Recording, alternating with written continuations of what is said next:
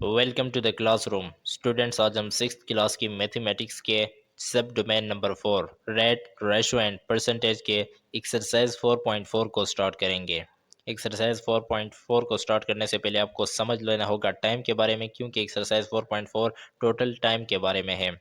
तो टाइम को मैं आपको समझा लेता हूँ कि तो टाइम को समझने के लिए मैंने यहाँ पर एक लाइन ड्रॉ कर दी है। इसके ऊपर आप देख सकते हैं कि ये जो ऊपर काउंटिंग लिखी गई है, यानी 0 से लेकर ये टूवर्ड 24 तक, ये जो है ये 24 हॉर टाइम के लिए है। यहाँ पर हम लिख लेते हैं ये 24 हॉर टाइम के लिए है ऊपर वाली जो है, और नीचे वाली जो मैंने लिखे हैं ये है 12 हॉर टाइम के लिए। तो ऊपर जो ये है ये 24 हॉर टाइम है, और नीचे ये जो AM और PM में लिखा गया है ये है 12 हॉर टाइम के लिए। आप देख सकते हैं कि 24 हॉर टाइम जो होता है इसमें AM और PM नहीं होता, बल्कि 0 से स्टार्ट होता है और 24 तक जाता है। और ये जो 12 हॉर टाइम है इसमें दो जगह डिवाइडेड होते हैं, क्योंकि टोटल 24 हॉर होते हैं दिन और रात में। तो आधे यानी 12 हॉर एक साइड पर होते हैं और 12 हॉर्स जो होते हैं वो दूसरे साइड पर होते हैं। यानी जो रात के 12 बजे, ये रात के 12 बज रहे हैं, यहाँ पर लिखा है 12 o'clock AM, इसका मतलब है कि रात के 12 बजे। रात के 12 बजे से लेकर दिन के 12 बजे तक, यानी 12 PM तक, इसे हम कहते हैं। ये जो 12 हॉर है इसके साथ हम यहाँ पर लिख लेते हैं ये हैं कितने हॉर्स, 12 हॉर्स, यानी रात 12 से लेकर दिन 12 तक ये 12 हॉर्स हैं।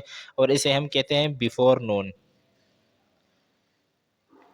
बिफोर नून यानी दोपहर से पहले वाले 12 घंटे। और फिर इसी 12 PM से जो स्टार्ट होते हैं और रात 12 तक जाते हैं, इन्हें हम कहते हैं 12 हॉर। ये भी 12 हॉर्स ही हैं, इसके साथ भी लिखेंगे 12 हॉर्स। और ये हैं आफ्टरनून, यानी दोपहर के बाद वाले 12 घंटे। तो इस तरह से जो 12 हॉर टाइम है उसमें दो स्पेंस बने होते हैं, दो जगह डिवाइड होते हैं। 12 हॉर्स जो होते हैं वो आफ्टरनून बिफोर नून के होते हैं, और 12 हॉर्स जो होते हैं वो आफ्टरनून के होते हैं। और अगर दोनों को हम मिला दें, यानी 12 हॉर ये और 12 हॉर ये, तो दोनों हो जाएंगे 24 हॉर। और 24 हॉर ही एक डे में होते हैं, यानी एक दिन और रात में 24 हॉर्स होते हैं। अब ये जो AM और PM है, रात के 12 जैसे ही बज जाएं तो AM स्टार्ट हो जाता है। रात के 12 से लेकर, यानी यहाँ पर हम रात का वो चांद सभी बना लेते हैं, ये चांद हमने बना दिया। तो ये रात के 12 बज रहे हैं, 12 से फिर 2 हो गए, रात के 2 बज रहे हैं, रात के फिर 4 बज रहे हैं, फिर 6 बज रहे हैं। और इसी टाइम 6 और 7 के दरमियान फिर सूरज निकल आता है। तो यहाँ पर हम सूरज को बना लेते हैं कि ये इस टाइम सूरज निकल आता है, ये सूरज निकल आया।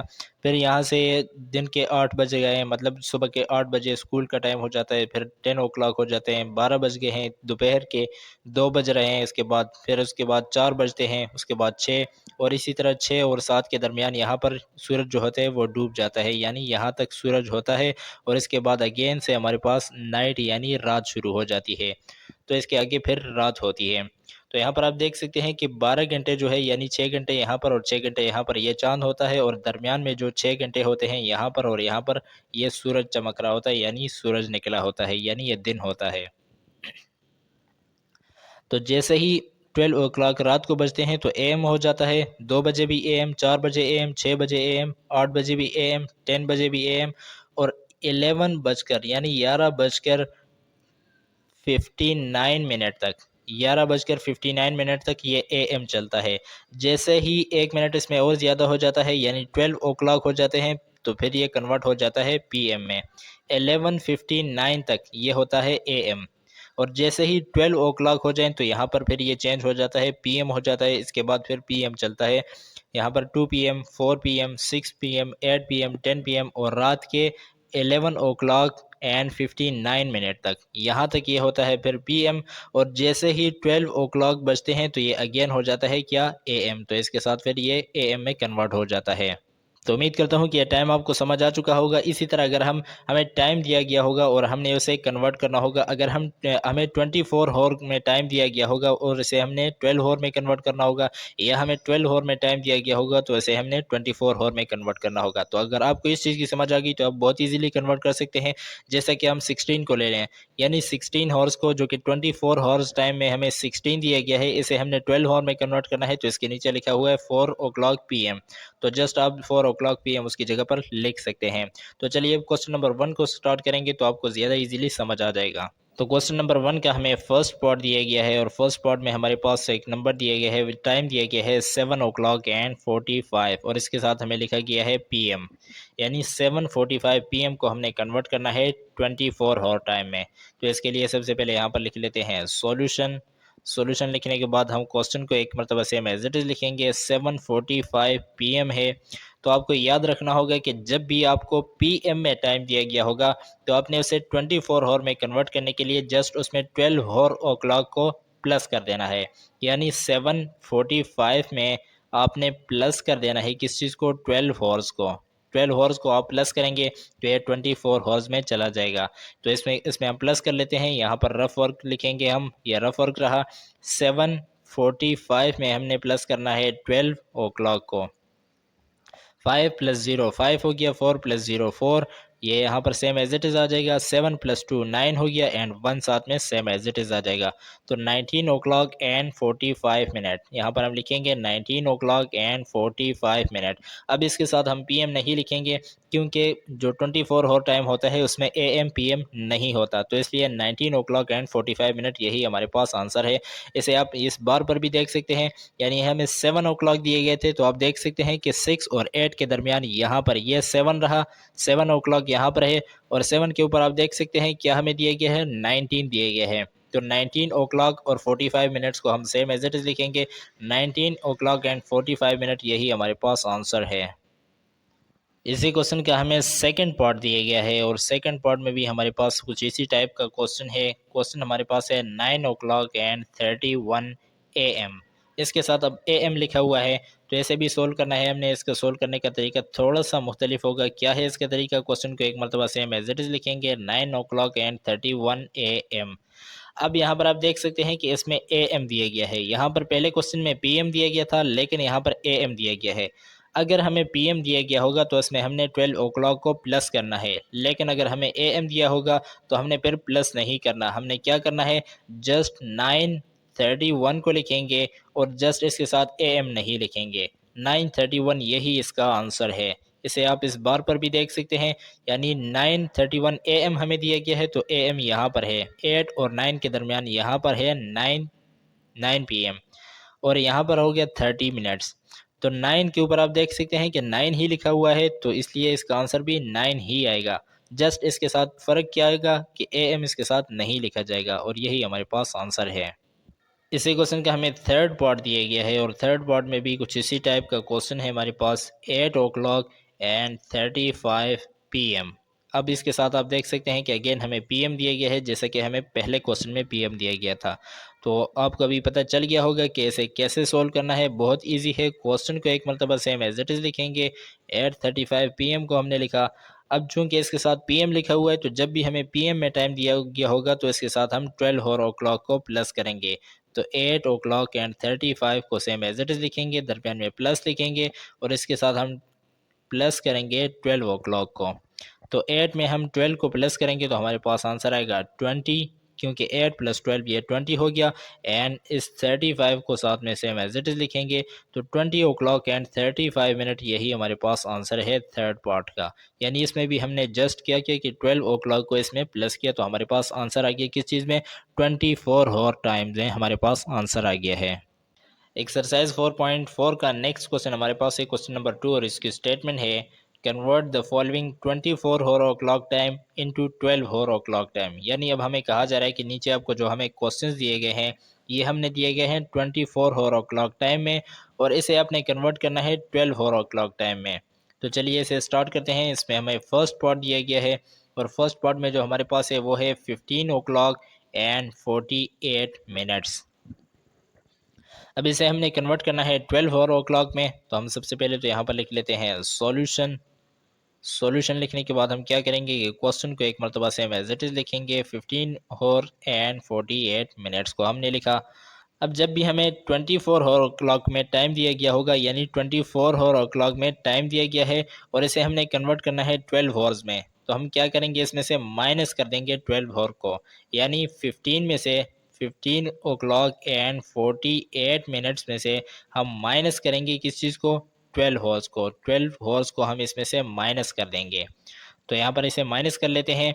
15 एंड 48 मिनट्स में हमने माइनस करना है 12 o'clock एंड 00 मिनट्स को माइनस करना है।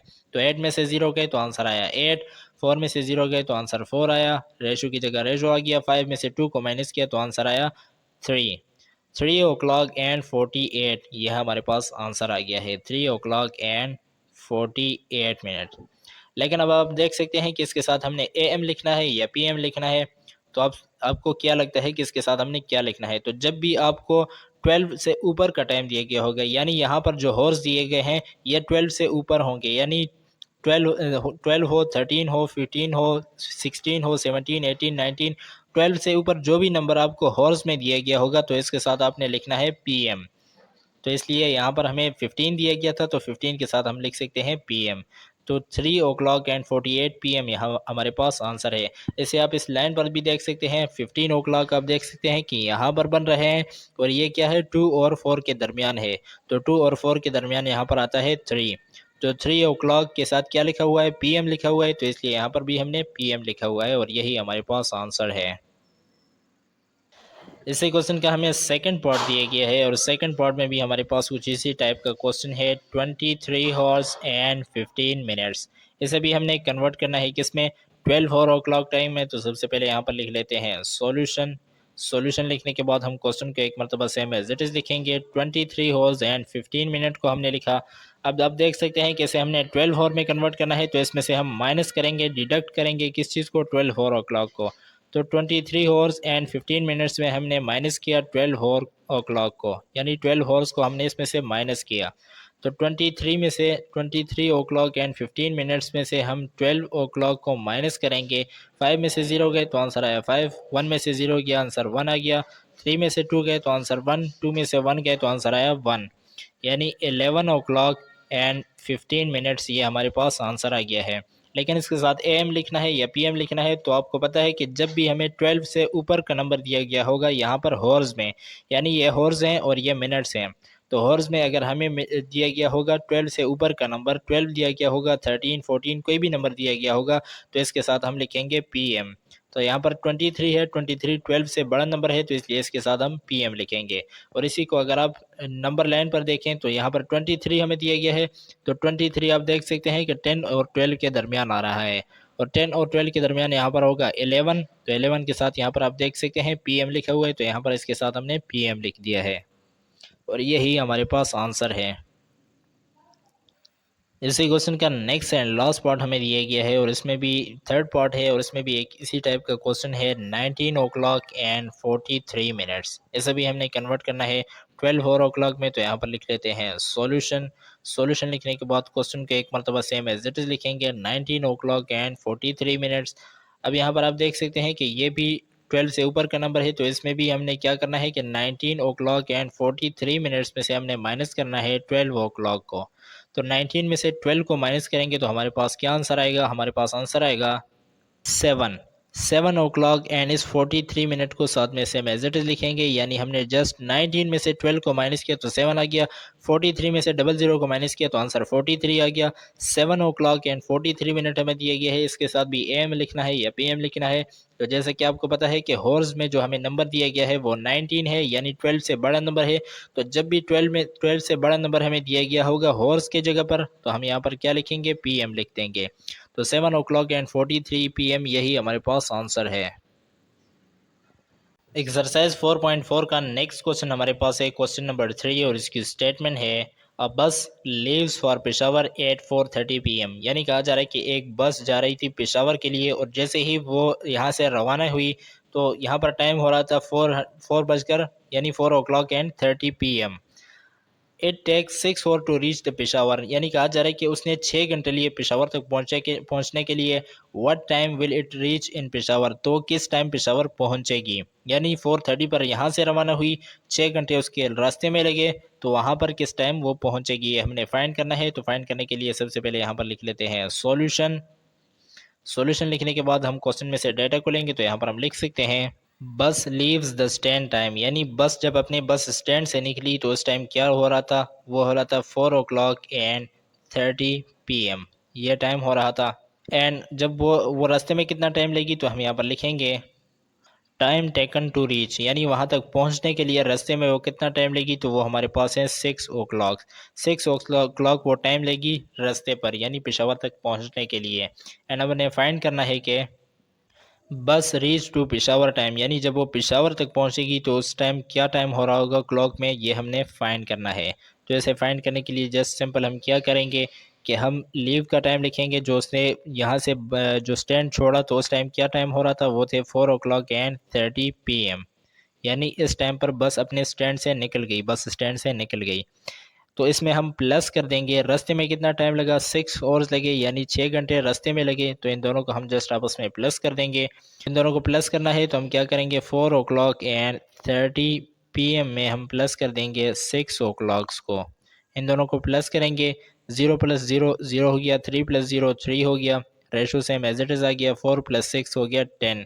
तो 10 o'clock and 30 minutes ये टाइम लगेगा उसे वहाँ तक पहुँचने के लिए, यानी जब वो रात को वहाँ पर पहुँचेगी तो 10 o'clock and 30 PM वहाँ पर हो रहे होंगे। इसके साथ PM लिखा हुआ है तो यही PM हम नीचे उतार देंगे।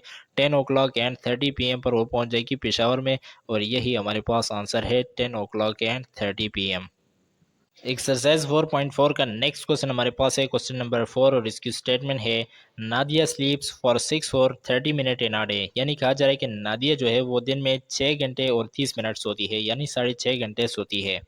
Today if she sleep at 22 horse and 15 minutes, अगर वो आज 22 हॉर्स और 15 मिनट्स पर सो गई है, then on what time will she wake up, तो दोबारा किस टाइम उठेगी। यानी 22 o'clock यहाँ पर वो सो गई है, इस टाइम पर वो सो गई है, तो इसने उठना कब है, 6 घंटे नींद करने के बाद ही उठेगी। तो 1 2 3 4 5 6, 6 आवर्स यहाँ पर पूरे हो रहे हैं, तो वो 4 o'clock पर उठेगी, यानी 4 o'clock पर उठेगी। तो इसे हमने सोल्व करना है, कैसे हम सोल्व करेंगे, सबसे पहले यहाँ पर हम लिखेंगे सॉल्यूशन। सॉल्यूशन लिखने के बाद हम क्वेश्चन में से डेटा को लेंगे, तो यहाँ पर हम लिख सकते हैं नादियाज स्लीप टाइम, यानी नादिया किस टाइम सोई, तो उस टाइम टाइम हो रहा था 12 o'clock and 15, ये यानी 24 और जो क्लॉक है उसमें हमें टाइम बताया गया है 22 घंटे और 15 मिनट हो रहे थे, यानी 22 हॉर्स एंड 15 मिनट्स हो रहे थे कि नादिया स्लीप कर गई, यानी सो गई।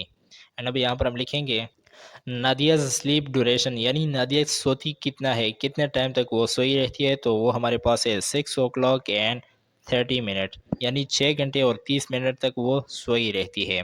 तो अब हमने फाइंड क्या करना है, वेकअप टाइम, यानी उसके जागने का टाइम हमने फाइंड करना है कि वो अब जागेगी किस टाइम उसने जागना है, तो ये हमने फाइंड करना है। तो हम जस्ट क्या करेंगे कि हमारे पास उसका जो टाइम है वो है 22 o'clock and 15 मिनट्स, यानी इस टाइम वो सो गई थी। इसमें हम प्लस कर देंगे किस चीज़ को, उसकी स्लीप ड्यूरेशन को। स्लीप ड्यूरेशन हमारे पास है 6 o'clock and 30 मिनट्स, इसे हमने प्लस कर दिया है इसमें। और इसमें से फिर हम ये इन दोनों को प्लस करेंगे तो हमारे पास क्या आंसर आएगा, 22 में 6 को प्लस करेंगे तो हमारे पास आंसर आएगा 28, एंड 15 में 30 को प्लस करेंगे तो हमारे पास आंसर आएगा 45। यानी हमने जस्ट सिंपल ये कि यहाँ पर मैं रफ वर्क करके आपको समझा लेता हूँ कि 22 o'clock में एंड 15 मिनट में हमने प्लस किया 6 o'clock को, 6 o'clock and 30 मिनट्स को, सॉरी यहाँ पर 30 मिनट्स को हमने प्लस किया, 5 + 0 5 हो गया, 1 + 3 4 हो गया, यानी यहाँ पर 2 + 6 8 हो गया, और ये 2 साथ में सेम एज इट इज़ आ गया। तो 28 o'clock and 45 मिनट यहाँ पर हमारे पास आ गए। लेकिन आपको पता है कि 24 o'clock में जस्ट 24 तक टाइम होता है, आगे 28 नहीं होता। तो जैसे ही 24 होंगे तो हम फिर अगेन से 1 से स्टार्ट कर देंगे। तो यानी इसमें से 28 o'clock and 45 मिनट्स में से हमने 24 o'clock को माइनस कर देना है। तो इसमें से माइनस करेंगे 24 o'clock को, यहाँ पर इसमें से हमने यानी 28 o'clock and 45 मिनट्स में से हमने 24 o'clock को माइनस करना है। 5 में से 0 गए तो आंसर 5, 4 में से 0 गए तो आंसर 4, 8 में से 4 गए तो आंसर आया 4, 2 में से 2 गए तो आंसर आया 0, यानी 4 o'clock and 45 मिनट हमारे पास फाइनल आंसर आ गया है। तो यहाँ पर हम लिख सकते हैं 4 o'clock and 45 मिनट्स, यानी अब नादिया जब दोबारा उठेगी उसका वेकअप टाइम क्या होगा, 4 o'clock and 45 मिनट्स, यानी यहाँ पर मैंने आपको लाइन पर भी बताया था कि 4 o'clock and 45 मिनट पर अब वो दोबारा उठेगी, और यही हमारे पास आंसर है। एक्सरसाइज 4.4 का नेक्स्ट एंड लास्ट क्वेश्चन हमारे पास है क्वेश्चन नंबर 5, और इसकी स्टेटमेंट है the arrival time of Allama Iqbal express at Lahore junction is 11:40 AM, यानी कहा जा रहा है कि अल्लामा इकबाल एक्सप्रेस जो थी वो लाहौर के जंक्शन पर आई, यानी लाहौर के एक स्टॉप पर आई। और उस टाइम जब वो स्टॉप पर पहुंची, उस जंक्शन पर पहुंची, तो टाइम हो रहा था 11:40 AM, and it departure the time is 12:10 PM। और जब वो उस जंक्शन को छोड़ रही थी, यानी वहाँ से दोबारा रवाना हो रही थी, तो उस टाइम क्या हो रहा था, 12:10 PM हो रहे थे। अब हमसे पूछा जा रहा है कि how much time Allama Iqbal express stayed at Lahore junction. Lahore junction पर, यानी लाहौर के पॉइंट पर, स्टॉप पर, जो अल्लामा इकबाल एक्सप्रेस जो ट्रेन है वो कितना टाइम रुकी थी, ये हमने फाइंड करना है। तो सबसे पहले यहाँ पर लिख लेते हैं सॉल्यूशन। सॉल्यूशन लिखने के बाद हम क्वेश्चन में से डेटा को लेंगे, तो यहाँ पर हम लिख सकते हैं arrival time at Lahore junction, यानी लाहौर के जंक्शन पर जब अल्लामा इकबाल एक्सप्रेस पहुंची तो उधर क्या टाइम हो रहा था, टाइम हो रहा था 11:40 AM, सॉरी, यहाँ पर हो रहा था 11:40 AM। अब यहाँ पर हम लिखेंगे departure time from Lahore junction, यानी जब वो लाहौर के जंक्शन, लाहौर के स्टॉप से दोबारा रवाना हो रही थी, तो उस वक्त क्या टाइम हो रहा था, तो वहाँ पर टाइम हो रहा था 12:10 PM, ये टाइम हो रहा था वहाँ पर। अब हमने फाइंड करना है total time stayed at Lahore junction, यानी लाहौर जंक्शन पर वो ट्रेन जो थी वो कितना टाइम रुकी थी, उसने स्टे किया था, ये हमने फाइंड करना है। तो स्टूडेंट्स, इसे फाइंड करने के लिए हम सिंपल ये करेंगे कि डिपार्चर टाइम में से अराइवल के टाइम को माइनस करेंगे। तो इसे माइनस करने के लिए हम डिपार्चर जो टाइम है वो हमारे पास है 12:10 12:10 में हम 11:40 को माइनस कर देंगे। माइनस करना है हमने, तो यहाँ पर आप देख सकते हैं ऊपर 10 है और नीचे 40 है। 10 में से 40 माइनस नहीं होगा, तो हम क्या करेंगे, इस 12 में से एक कैरी लेंगे यहाँ पर। लेकिन 12 में से 1 कैरी यहाँ पर नहीं आएगा, बल्कि से 12 में से 60 कैरी आएगा यहाँ पर। 12 में से 60 कैरी क्यों आया, क्योंकि यहाँ पर आप देख सकते हैं कि 12:10 में से ये जो 12 है ये हॉर्स हैं, और हॉर्स, 1 हॉर जो होता है, 1 हॉर इक्वल होता है 60 मिनट के। तो हम हॉर से कैरी ले रहे हैं, तो हम 60 मिनट्स कैरी लेंगे, यानी 12 में से जो 1 घंटा यहाँ पर जा रहा है, 1 हॉर यहाँ पर जा रहा है, और 1 हॉर जो है वो इक्वल है 60 मिनट्स के, तो इसलिए 60 यहाँ पर कैरी किया। 60 + 10 ये हो गया 70। अब 70 में से हमने 40 को माइनस करना है। 70 में से 40 को माइनस करेंगे तो हमारे पास आंसर आएगा 30। रेशो का sign same as it is आ गया। अब यहाँ पर रह गया है 1, यानी 1 होज तो यहाँ पर चला गया, तो यहाँ पर रह गया है 1, तो 1 1 11 हो गया।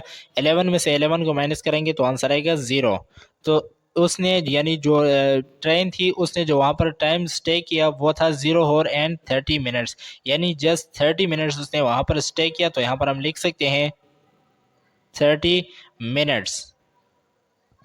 Total time stayed at the junction, यानी जंक्शन पर वो जितना टाइम रुका तो वो था 30 मिनट्स, यानी 30 मिनट्स वो जंक्शन पर रुका था, और यही हमारे पास आंसर है।